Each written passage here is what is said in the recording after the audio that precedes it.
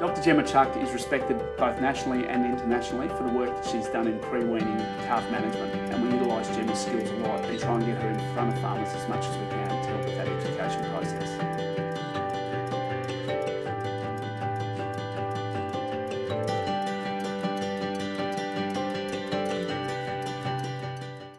From the work that I've done in Australia, farmers, the visual assessment of colostrum is not at all reliable. So farmers will only actually pick up 1 in 3 good quality samples and think the other 2 are rubbish. Just by looking at it and going, oh yeah, it looks like good stuff. We are now promoting much more the Brix refractometer over the traditional hydrometer, the colostrometer, purely because it's more robust, it's easy to use, and it doesn't matter if it's a 5-degree day or a 20-degree day, whereas the colostrometers would give you a different reading if it was a hot day or a cold day.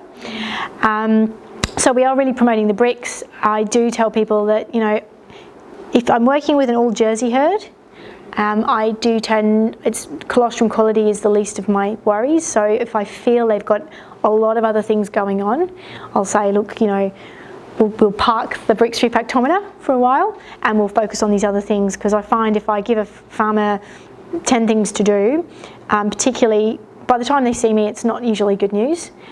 So it can be very overwhelming, and you feel like a bit of a counsellor in that sense. And, you know, certainly some of the reps in the room will have been there on some farms, you know, just for an ear to listen to the problem that's going on. So I don't give them 10 things to do. I try and pick no more than 3. And if it's a Jersey herd, I'll sort of shelf the Brix refractometer, because Jerseys have such good quality colostrum. I'm not usually worried about it.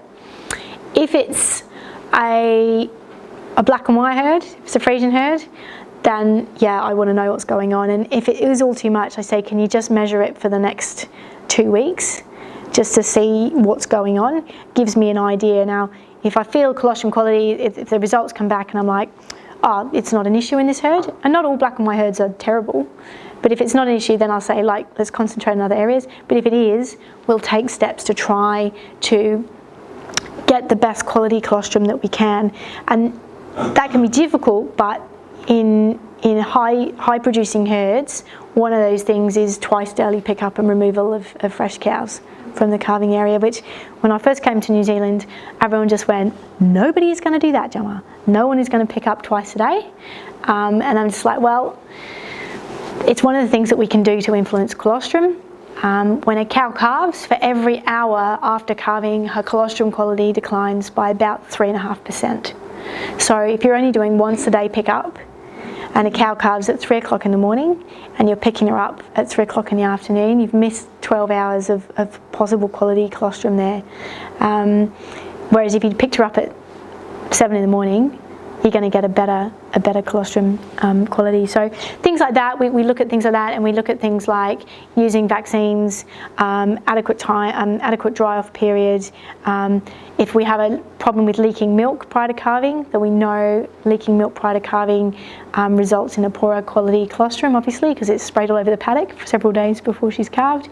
Then we might use internal tea sealant for that sort of thing. So there are a few things we can do for colostrum quality, but it's much harder to control than how quickly you give it. So a routine recommendation, aside from the Jersey scenario, is to routinely measure Brix colostrum quality from every cow. Don't get all hung up with the numbers. People get very into it and be like, oh, you know, this one's a 26 and this one's an 18 and this one's a 24. I don't care. It's all very interesting, but I don't care. I just want to know, is it above 22% or more? If it is, it's good. If it's less than 22%, it's poor. Let's just put them into 2 categories, 2 grades. Grade 1, premium, gold, sparkly grade. Grade 2 is second division, not so good grade, yeah? And if I know those 2 grades, then I can feed the calves accordingly. So if I've only got poor quality stuff, I know I've got to give a calf more of it really quickly. If I've got really good quality stuff, I'm going to give it preferentially as the first feed that the calf gets, and I don't need quite as much of it. So the traditional the recommendation that we tend to use is if you've got good quality stuff, so above 22% bricks, you need about 4 litres of it in the first 24 hours. Now I say 24, ideally 12, but let's not run before we can walk. If you've only got poor quality stuff, so grade 2 colostrum, then you actually need about 6 litres of it. Okay, so most of my herds, no one's giving 6 litres. They'll give 2 litres of good quality stuff, and then they might give an extra 3 litres of poor quality stuff. Okay, so it's knowing, if I'm going to go the effort of tubing and collecting calves and all this sort of stuff, I want to know what the quality of the product I'm giving is.